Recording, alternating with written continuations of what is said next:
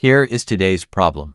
We have 6 to the power x times 6 to the power x, and that equals 66. Written together, the problem is 6 to the x times 6 to the x equals 66.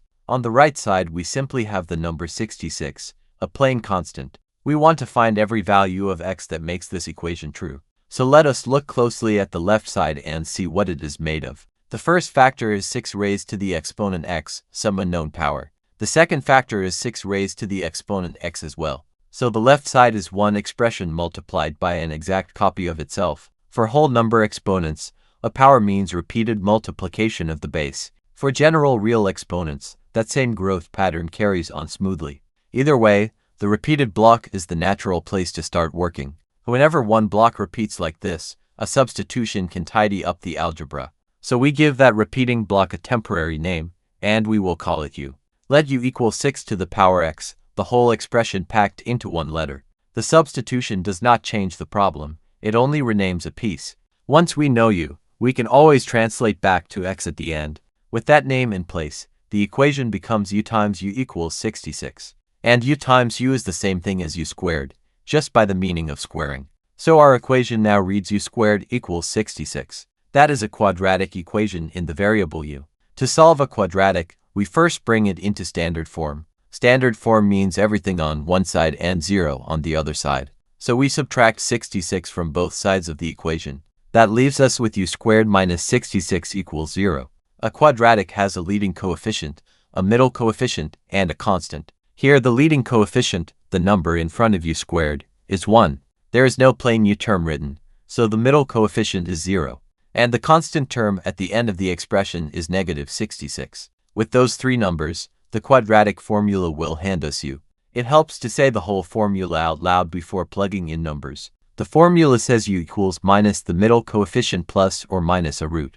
Then that entire top gets divided by twice the leading coefficient. Under the root we place the discriminant, so let us build that first. The discriminant starts with the middle coefficient squared. Then we subtract 4 times the leading coefficient times the constant. Our middle coefficient is 0, and 0 squared is simply 0. Next, 4 times 1 times negative 66 is negative 264. Subtracting negative 264 means adding 264. So the discriminant comes out to exactly 264. That number is positive, so the formula will produce two real values of u. So we expect the plus or minus sign to give us two different candidates. Now we need the square root of 264. 264 splits neatly as 4 times 66. The square root of a product is the product of the square roots. The square root of 4 is 2, a clean whole number. So the root of 264 is 2 times the root of 66. 66 itself factors as 6 times 11, with no square factor hiding inside. So the square root of 66 stays as it is, an exact radical. Now we can assemble the quadratic formula piece by piece. On top we have minus 0, plus or minus 2 times the root of 66. Minus 0 contributes nothing, so the top is just the plus or minus part. On the bottom we have twice the leading coefficient, which is 2. The 2 on top and the 2 on the bottom cancel each other out. So u equals plus or minus the square root of 66. That gives two candidates, one positive value and one negative value. The first candidate is u equals the square root of 66. The second candidate is u equals negative the square root of 66. Now u is standing in for 6 to the power x, an exponential expression. 6 raised to any real exponent always comes out strictly positive, so the negative candidate leads to no real solution, and it drops away. We continue with u equals the square root of 66. Now we can put 6 to the power x back in place of u. Our equation has become 6 to the x equals the square root of 66. The unknown x is sitting up in the exponent, out of our direct reach. The tool that brings an exponent down to ground level is the logarithm. A logarithm answers the question of what exponent produces a given number. Before we apply it, we rewrite the square root as a power. A square root is the very same thing as raising to the power 1/2. So the right side is 66 raised to the power 1/2. Any base of logarithm would do the job here. We will go with the natural logarithm, the log with base e. It is the log that appears on most calculators under the ln key. So we take the natural logarithm of both sides of the equation. Applying the same log to both sides keeps the equation in balance. On the left we get the natural log of 6 to the power x. The power rule lets an exponent slide out in front of its logarithm, so the left side becomes x times the natural log of 6. On the right we get the natural log of 66 to the 1/2. The very same power rule pulls that 1/2 out in front as well, so the right side becomes 1/2 times the natural log of 66. Our equation says x times log of 6 equals half the log of 66. To isolate x, we divide both sides by the natural log of 6. The log of 6 is not 0, so dividing by it is a perfectly legal move. That gives x equals the log of 66 over twice the log of 6. This is an exact answer, a single fraction built from two logarithms. We could also dress this same answer in a few other exact outfits. The ratio log of 66 over log of 6 is a change of base in disguise. By the change of base rule, that ratio equals log base 6 of 66. So x equals 1/2 times log base 6 of 66. We can unpack it further, because 66 factors as 6 times 11.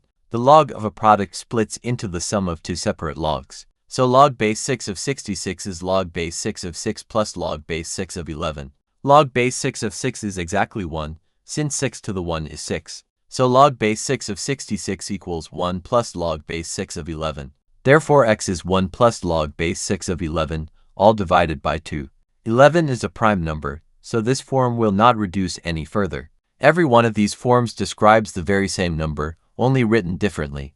Let us now pin down what this number looks like as a decimal. We go back to 6 to the x equals the square root of 66. The square root of 66 is about 8.124. 6 to the power 1 is 6, which falls short of 8.124. 6 to the power 2 is 36, which overshoots it by a wide margin. Powers of 6 only climb as the exponent grows, with no dips anywhere. So the exponent x must live somewhere between 1 and 2. We can squeeze that window tighter with 2 more test exponents. 6 to the power 1.1 comes out near 7.177. That still falls short of our target of 8.124. 6 to the power 1.2 comes out near 8.586. That one lands past the target, so x sits between 1.1 and 1.2. That window already tells us the answer is not a whole number. For the sharp value, we return to the fraction with the two logarithms. These log values come from the calculator, rounded to 4 places. The natural log of 66 is about 4.1897. The natural log of 6 is about 1.7918. Doubling that bottom number gives about 3.5836. So x is about 4.1897 over 3.5836. That division works out to approximately 1.1691, and 1.1691 to sit between 1.1 and 1.2. We can cross-check this with the other exact form of the answer. Log base 6 of 11 is about 1.3383. Adding 1 gives about 2.3383 in total. Half of that is about 1.1691, the very same decimal. All of that work leaves the equation with exactly one real solution. In exact form, x is the natural log of 66 over twice the natural log of 6. Equivalently, x is 1 plus log base 6 of 11, all divided by 2. The exact forms and the decimal all name this one single value. As a decimal, x is approximately 1.1691. To finish, we test this solution inside the original equation. By our work, 6 raised to this x equals the square root of 66. The left side of the problem multiplies that expression by itself. So we get root 66 times root 66 on the left side. A square root multiplied by itself returns the number under the root. That product is exactly 66, with no approximation involved. The right side of the original equation is also 66. Both sides land on the same value, so the solution checks out. As a decimal picture, that is 8.124 times 8.124. Carried out, that multiplication lands right at about 66. Let us walk the whole road one more time from the start. We named the repeating block u, where u stood for 6 to the x. That turned the equation into u squared minus 66 equals 0. The quadratic formula then led us to u equals root 66. Putting 6 to the x back in place gave an exponential equation. Natural logs on both sides pulled the unknown x down from the exponent. One short division then left x standing alone on one side. The result was the log of 66 over twice the log of 6. Along the way, 66 factored as 6 times 11 for the neat form. That number is approximately 1.1691, and substituting back in, both sides met at exactly 66. That completes the problem for today. solved from start to finish. Thanks so much for watching all the way through to the end. If the video was helpful, a like and a subscribe are appreciated. We will see you in the next video with another problem to solve.